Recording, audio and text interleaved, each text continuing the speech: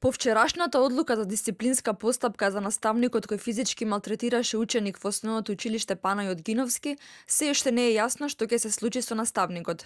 Државниот просветен инспекторат ја задолжува директорката на училиштето да ги превземе сите законски мерки и активности за расчистување на случајот, но се уште нема одговор за што се работи. Случајот сега е во рацете на јавното обвинителство. По завршувањето на постапката, запазувајќи ги сите законски рокови, односно по извршениот контролен инспекцијски надзор, дополнително ќе ја известиме јавноста. Од јавното обвинителство велат дека проверките сега ги прави МВР и други надлежни органи и дека предметот е во фаза на предистражна постапка.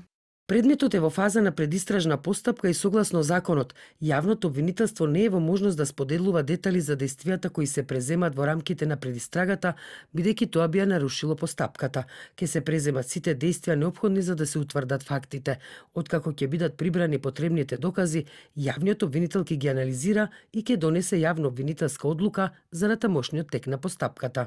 За учениците кои покажуваат несоодветно однесување, има многу поинакви методи и начини со кои би се решила одредена ситуација во училиштето, а не со насилство, вели психологот Јасмина Дечков. Според неа, санкции покрај за учениците треба да има за наставниците кои се однесуваат несоодветно. Одлуката на крајот останува нели на училиштето. Училиштето е должно да формира дисциплинска комисија, која што понатаму ќе донесе конечна одлука за санкцијата која што ќе биде преземена кон наставникот.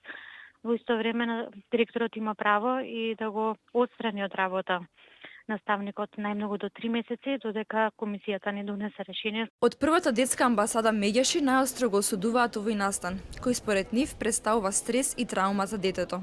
Тоа представува стрес, траума, непочитување на личноста и понижување што може да повлече и други психолошко-емоционални последици на неговата личност. Дополнително да предизвика и промени во целокупниот живот на детето ученик. Наставникот засега не оди на своето работно место, а за него има замена. Директорката на училиштето вели дека процедурата со дисциплинската комисија е се уште во тек и дека се работи на случајот пошто се чека конечната одлука.